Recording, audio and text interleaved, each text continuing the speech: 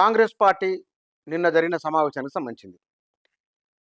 ఈ ఈ సమావేశంలో కాంగ్రెస్ నాయకులు మాట్లాడిన మాటలు, అందులో రేవంత్ రెడ్డి చెప్పిన ఒక 2, 3 అంశాలు ఈ బూత్ లీడర్స్ సమావేశంలో. గ్రామాలలో ఇందిరమ్మ కమిటీలు 5గురితో ఉంటాయని వారన్నారు. ఇది పార్టీ నిర్మాణానికి, పార్టీకి ప్రభుత్వానికి మధ్య రిలేషన్ బలంగా ఉండేందుకోసమై, ప్రభుత్వం వేరు, పార్టీ వేరు అనే అభిప్రాయం కార్యకర్తలో రాకుండా ఉండేందుకోసమై చేస్తున్న ఒక ప్రయత్నం. సరిగ్గా లోక్సభ ఎన్నికల ముందు ఈ మాట అనడమంటే, లోక్సభ ఎన్నికల్లో ఆ ప్రభావం ఆ మేరకు తప్పకుండా ఉండే అవకాశం ఉన్నది. చాలా జాగ్రత్తగా పార్టీకి, ప్రభుత్వానికి మధ్య సమన్వయం చేసుకుంటూ రేవంత్ రెడ్డి ముందుకెళ్తున్నారు. ఈ 48, 49 రోజుల కాలంలో పార్టీకి సంబంధించిన అంశాలు, ప్రభుత్వానికి సంబంధించిన అంశాలు, ఈ రెండింటి మధ్య సమన్వయం మనకు చాలా సందర్భాలలో కనబడింది. పార్టీకి సంబంధించిన నాయకులు ప్రభుత్వానికి చేసే సూచనలు అంతర్గతమో బహిర్గతమో కానీ, ఒకానొక సందర్భంలో ఒక నాయకుడు మాట్లాడిన మాట ప్రభుత్వంలో ఒక చివరికల్లా అది ఆ ప్రజలకు అనుకూలంగా ఉన్నదైతే కనుక టేకప్ చేస్తున్న సందర్భం కూడా ఉన్నది. ఇట్లా అంటే మనం ఇవాళ బీఆర్ఎస్ సమీక్ష సమావేశాలు జరుగుతున్నాయి.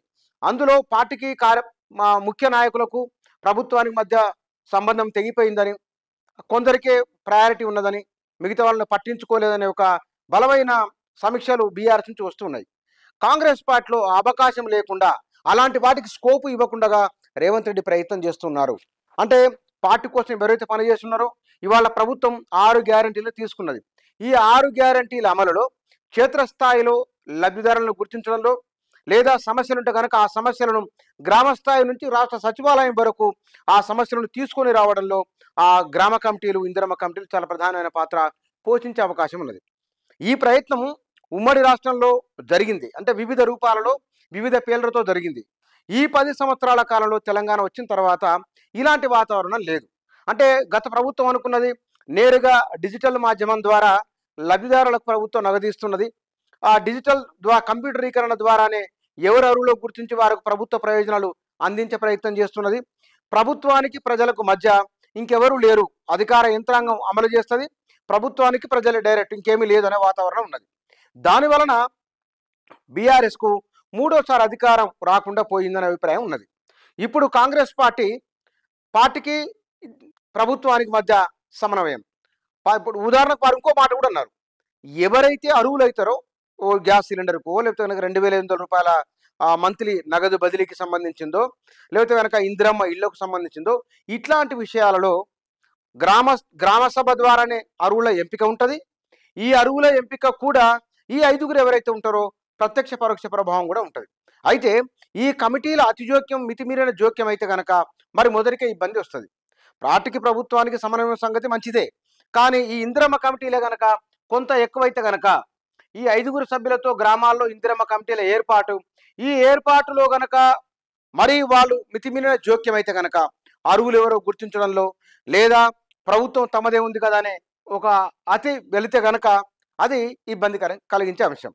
ఆ ఇబ్బంది కలిగించకుండా బహుశా ఆయన ముందు జాగ్రత్త చర్యలు కూడా తీసుకునే అవకాశం ఉంది. దానికి గ్రామ సభ ద్వారానే పార్టీలకు అతీతంగా అర్హుల ఎంపిక అనేది. ఇవాళ మొత్తము 6 గ్యారంటీలకు సంబంధించింది 4.5 కోట్ల దరఖాస్తులు వచ్చినాయి.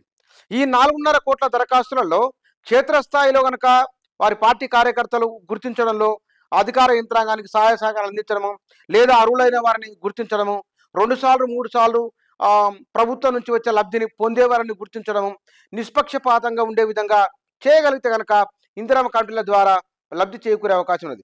బహుశా ఇందిరమ్మ కమిటీలు కూడా కాంగ్రెస్ పార్టీతో వారిగా తటస్థులను తీసుకుంటారా లేదా అనేది కూడా చూడాలి. అయితే ఈ ఇందిరమ్మ కమిటీల ఏర్పాటు అనేది ఇది రాజకీయంగా పార్టీకి బాగా అనుకూలించే అంశం, పార్టీకి నాయకత్వానికి మధ్య సంబంధాలను పెంపొందించే అంశం. దీనికి తోడు ఎలక్షన్లు వరుసగా ఈ సంవత్సరం రకరకాల ఎన్నికలు వస్తూ ఉన్నాయి. స్థానిక సంస్థల ఎన్నికలు, లోక్సభ ఎన్నికలు ఇట్లా వస్తూ ఉన్నాయి. ఇక్కడ పార్టీ మరింత బలపడేందుకోసమై తీసుకున్న నిర్ణయంలో భాగంగానే చూడాలి.